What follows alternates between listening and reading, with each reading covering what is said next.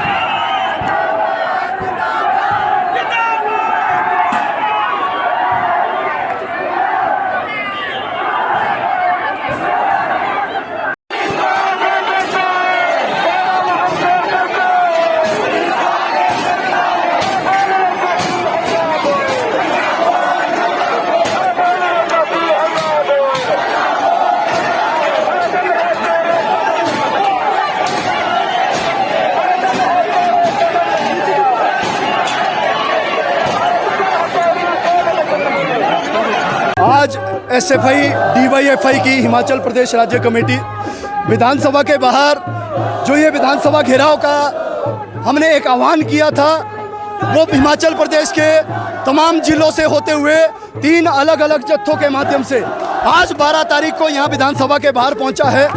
हमने सरकार से सिर्फ चंद सवाल किए थे कि हिमाचल प्रदेश हरियाणा और त्रिपुरा के बाद आज अगर सबसे ज़्यादा बेरोजगारी तीव्र गति से बढ़ने वाला राज्य बन चुका है, तो क्या ये सरकार उसका श्रेय लेना चाहती है या उससे भी किनारा करते हुए इसे विपक्ष के ऊपर थोपने की कोशिश कर रही है। हिमाचल प्रदेश के अंदर पिछले 4 साल के अंदर एक भी कॉलेज प्रोफेसर की भर्ती नहीं हुई है। कॉलेज कैडर की भर्ती अंतिम साल के अंदर जो सरकार करने जा रही है, उस भर्ती में किस तरीके से नियमों को बदला गया है। हिमाचल प्रदेश में जितनी भी परीक्षाएं होती है कॉलेज कैडर के अलावा, चाहे वो एलाइट्स के एग्ज़ाम होते हैं, चाहे वो एचएस का एग्ज़ाम होता है, उसमें नाम मात्र इंटरव्यू है। लेकिन कॉलेज कैडर में 100% इंटरव्यू करने का मकसद सिर्फ एक है कि किसी विशेष विचारधारा के लोगों को, आरएसएस भाजपा से जुड़े लोगों को बिना योग्यता के उनको नियुक्ति देने के लिए नियमों के साथ खिलवाड़ किया जा रहा है। वो हम यूनिवर्सिटी के अंदर भी देखते हैं, चाहे वो केंद्रीय विश्वविद्यालय कांगड़ा हो, चाहे हिमाचल प्रदेश विश्वविद्यालय हो या टेक्निकल यूनिवर्सिटी हमीरपुर हो, वहाँ पर किस तरीके से यूनिवर्सिटी के ऑर्डिनेंस यूजीसी के नियमों को बदला गया और एक विशेष विचारधारा के लोगों को बिना योग्यता की नियुक्ति दी गई। इसके साथ साथ हिमाचल प्रदेश के अंदर हम पूरे हिमाचल प्रदेश में अभी अलग अलग कॉलेजों के अंदर विजिट किए, हमने देखा कई कॉलेज ऐसे हैं जो सिर्फ एक टीचर के सहारे चल रहे हैं। भले ही के अंदर चंबा में एक कॉलेज है, वहाँ आंगनबाड़ी के अंदर कॉलेज चल रहा है, 250 बच्चे आंगनबाड़ी के अंदर अपनी क्लासेस लगाते हैं, वहाँ पर सिर्फ एक टीचर है। नदौन कॉलेज के अंदर कॉमर्स का सिर्फ एक टीचर है। चंबा के अंदर वही हालात है, भरमौर के अंदर वही हालात है, सिरमौर के हरिपुरदार के अंदर वही हालात है, रोनाट के अंदर यही हालात है। उसके अंदर अगर टीचर नहीं होंगे तो छात्र किस तरीके से पढ़ पाएगा। टीचर देने के लिए एक स्कीम हमारी सरकार ने लाई, पीटीए के नाम पर छात्रों से 600 रुपये फीस ली जाती है। एक एवरेज के मुताबिक हिमाचल प्रदेश में 11 करोड़ पीटीए के नाम पर एक साल के अंदर इकट्ठा होता है। वो कहाँ खर्च होता है, हम उसकी जानकारी सरकार से लेने के लिए आए हैं। सवाल सिर्फ इतना है, लेकिन हम इस सरकार को चेतावनी देना चाहते हैं, पुलिस प्रशासन से भी अपील करना चाहते हैं कि हम चौड़ा मैदान में इकट्ठा होने के लिए नहीं आए हैं। हम यहाँ से 400 मीटर दूर बैठी सरकार जो अपना अंतिम सेशन कर रही है, उससे बातचीत करने के लिए आए हैं कि जो 4 साल से छात्र भुगत रहा है, नौजवान जिस पीड़ा को महसूस कर रहा है, क्या उसमें कोई कमी होने वाली है, क्या उसकी पीड़ा कम करने के लिए कोई कानून बनने वाला है। हम ये पूछने के लिए हमने बातचीत की है पुलिस के साथियों से। ये छात्रों का जनवादी अधिकार है, हम पीसफुल तरीके से, डेमोक्रेटिक तरीके से यहाँ से विधानसभा के बाहर जाना चाहते हैं और मुझे नहीं लगता है कि सरकार या पुलिस को उसमें कोई दिक्कत होनी चाहिए, क्योंकि ये डेमोक्रेटिक प्रोसेस है और हम उसको फॉलो कर रहे हैं।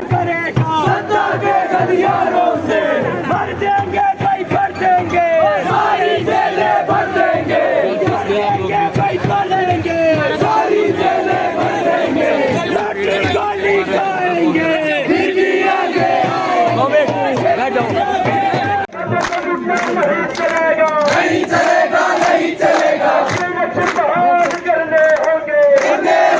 करने होंगे, हमसे डरता है, पुलिस को आगे करता है, हमसे डरता है, पुलिस को आगे करता है। अल्लाह बोल, अल्लाह बोल, अल्लाह बोल। दूर दराज के क्षेत्र से आया हुआ तमाम क्रांतिकारी साथी, जो बारिश, तूफान और कई समस्याएं, अनेकों चैलेंजेस उसके सामने आए, लेकिन वो झुका नहीं। वो अपने बुलंद इरादे करते हुए आज 12 तारीख को विधानसभा के बाहर मौजूद हुआ है। हम तमाम लोग जानते हैं कि हमारे सामने अनेक चैलेंजेस थे। कॉलेज अभी पूरी तरह से खुले नहीं है। कॉलेज के अंदर जहां जहां भी हमारा जत्था गया, पूरे प्रदेश के अंदर ऐसा कॉलेज नहीं था जिसके अंदर हमें अथॉरिटी ने आने दिया हो। हर एक कॉलेज के अंदर एसएफआई का तमाम साथी अथॉरिटी से टकराते हुए, अथॉरिटी से लड़ते हुए कॉलेज के अंदर पहुंचकर उसने जत्थे किए छात्रों को। करेंगे जीतेंगे, इस बार नहीं हम छोड़ेंगे, संघर्ष करेंगे जीतेंगे, इस बार नहीं हम छोड़ेंगे। तमाम समस्याओं का मुकाबला करते हुए फिर भी हम यहाँ आज पहुंचे हैं। आप तमाम लोग यहाँ जानते हैं, पुलिस का साथी भी जानता है, मीडिया भी जानती है, और उस विधानसभा के अंदर बैठा हुआ हर एक विधायक ये बात जानता है कि किस तरह से आम जनता के आंदोलन कुचलने के लिए इस शिमला शहर के अंदर धारा 144 लगा दी। सचिवालय से लेकर विधानसभा तक धारा 144 लगा ली, क्योंकि उसे पता था विधानसभा का सत्र होगा, किसान भी आएगा, भगवान भी आएगा, छात्र भी आएगा, नौजवान भी आएगा, और कल होने वाला सबसे बड़ा जो आज हर एक परिवार को व्यक्त करता है, जो पुरानी पेंशन स्कीम को लेकर आंदोलन कर रहे हैं, वो भी आएगा। अगर उसकी आवाज को कुचलना है, उसकी आवाज को दबाना है, तो पूरे शिमला के अंदर क्या धारा 144 हमें लगानी पड़ेगी। और वही निर्णय यहाँ शिमला शहर के अंदर सरकार के द्वारा लिया गया, डीसी महोदय के द्वारा लिया गया कि पूरे शिमला शहर के अंदर धारा 144 लगा दी जाए। यहीं पे ये नहीं रुके, प्रदेश के कॉलेजों के अंदर आप तमाम लोगों के बीच वीडियो आई, फोटो आई कि किस तरह से महंत कॉलेज के अंदर इनके पिछले संगठनों द्वारा SFI के जो लोग वहां पे आंदोलन की तैयारी कर रहे थे, विधानसभा आने की तैयारी कर रहे थे, किस तरह से हथियारों के साथ उन पे वहां पे हमला किया। हम वो लोग थे, वो SFI थी जो उन गुंडों के साथ, जो वहाँ बजरंग दल के लोग थे, RSS के लोग थे, ये SFI फिर भी उनसे भिड़ती रही, लड़ती रही, और आज वहां से यहाँ पे लोग आए। इसके अलावा हमने देखा शिमला शहर के अंदर, पूरे प्रदेश जिला के अंदर जब नुक्कड़ नाटक के माध्यम से हम लोगों के बीच गए, छात्रों के बीच गए, उसको एजुकेट करने गए, तो किस तरह से कॉलेज प्रशासन द्वारा, वो चाहे रामपुर हो, शिमला शहर के कॉलेज हो, RKMB हो, संजौली हो, कोचेरा हो, किस तरह से कॉलेजों को बंद किया गया। कोचेरा के अंदर गेट पे ताला लगा दिया, छुट्टी घोषित कर दी, ताकि SFI के लोग कॉलेज के अंदर नुक्कड़ ना कर सके, जत्था ना कर सके। संजौली के अंदर पूरी की पूरी अथॉरिटी आ गई आंदोलन को कुचलने के लिए, SFI के लोगों को बैकफुट पे करने के लिए, लेकिन SFI का एक साथी अथॉरिटी के सामने झुका नहीं, वो निरंतर उससे लड़ता रहा। इस तरह से अनेकों हमले सरकार द्वारा और कॉलेज के अंदर बैठी अथॉरिटी द्वारा छात्रों पे किए गए कि किस तरह से इस विधानसभा घेराव को रोकने की तैयारी की जाए, किस तरह से इस विधानसभा घेराव को रोक सके, लेकिन वो अपने इरादों में कामयाब नहीं हुए। पूरे प्रदेश से छात्र और नौजवान इस आंदोलन के अंदर शिमला शहर के अंदर पहुंचा। वो ये पुलिस से टकराया, वो आज सवाल कर रहा है सरकार से कि क्यों आज रोजगार नहीं दिया जा रहा, क्यों भारी भरकम फीसें ली जा रही है, क्यों जितनी भी भर्तियां प्रदेश के अंदर होती है उन भर्तियों में घोटाले होते हैं। इन तमाम बातों को लेकर अभी SFI DYFI का डेलीगेशन भी मुख्यमंत्री महोदय से मिलने जाएगा। वो क्या बात रखते हैं, मुख्यमंत्री महोदय क्या आश्वासन देते हैं, लेकिन हम यहाँ जानते हैं, यहाँ जितना भी साथी आया है, जब हम यहाँ से वापस अपने कैंपस, अपने जिला के अंदर जाएंगे, इस लड़ाई को, इस आंदोलन को और ज्यादा तेजी से आगे बढ़ाएंगे, क्योंकि हमले अभी कम नहीं हुए। PTF फंड की लड़ाई आखिरी सांस तक हमें लड़नी है, हमें लड़ाई लड़नी है ऐसी शिक्षा व्यवस्था के लिए जो हमें आने वाले समय में रोजगार से नोचोड़ सके। इसलिए हमें निरंतर आंदोलन करते हुए, छात्रों के बीच जाते हुए, नौजवानों के बीच जाते हुए, हर एक आदमी तक पहुंचते हुए हर एक आदमी को समझाना है कि आज के समय में क्यों आंदोलन करना जरूरी है। जो हमारा आंदोलन है, जो हमारी लड़ाई है, निरंतर कैंपस के अंदर हम उसे लड़ेंगे। आने वाले समय में जो विधानसभा का चुनाव होने वाला है, जिसके लिए बीजेपी बड़ी तैयारी कर रही है, उस वक्त वो हमारे पास आएंगे, हमसे कहेंगे कि हमें वोट दो। उस वक्त हमें उनसे जवाब लेना है। जब हम विधानसभा के बाहर आपसे मिलने आए थे, आपने सैकड़ों पुलिस वाले खड़े कर दिए, बड़े बड़े बैरिकेड खड़े कर दिए, हमें खुद से मिलने तक नहीं दिया। हमें उस वक्त ये जवाब उनसे लेना है। हम बदल दो, देश बदल दो, बेईमानों का राज बदल दो, बदल दो, देश बदल दो, बेईमानों का राज बदल दो, अभी बदल दो, आज बदल दो, बेईमानों का राज बदल दो। हमें उनसे पूछना है उस वक्त कि क्यों कॉलेज के अंदर पीटीए फीस के नाम पे छात्रों को मजबूर किया जाता है कि आप 700-800 रुपए पीटीए फीस दो। हमें उस वक्त उनसे पूछना है कि क्यों रोजगार के अवसर हमें नहीं देते। जितनी भी भर्तियां होती है उसमें तो आपने सिर्फ निकरधारी लोगों को लगाया है, या उन लोगों को लगाया है जो भाजपा के लोग हैं, आरएसएस के लोग हैं, सिर्फ उन्हें ही आपने रोजगार से जोड़ा। क्यों आप छात्र को, आप नौजवान को रोजगार से दूर रखा? ये सवाल उस वक्त हमें पूछना है। आज हम इस आंदोलन को यही समाप्त करते हैं, लेकिन कल से जिला के अंदर, कॉलेज के अंदर, अलग अलग क्षेत्र के अंदर इस आंदोलन को और ज्यादा तेजी से हमें बढ़ाने की जरूरत है। यहाँ जरूरत है हर एक छात्र की, हर एक नौजवान की, कि किस तरह से आंदोलन आगे बढ़े और जो हमारे जनवादी अधिकार है वो हमें मिल सके। उसके लिए निरंतर हमें संघर्ष करने की आवश्यकता है। हमें उम्मीद है कि आने वाले समय में जो यह छात्र नौजवान इकट्ठा हुआ है वो अब अपने कैंपस के अंदर, अब अपने क्षेत्र के अंदर और ज्यादा मेहनत के साथ और ज्यादा जोश के साथ जो है काम करेगा और इंडिपेंडेंट डेमोक्रेसी सोशलिज्म का जो झंडा है उसे ऊपर उठाएगा।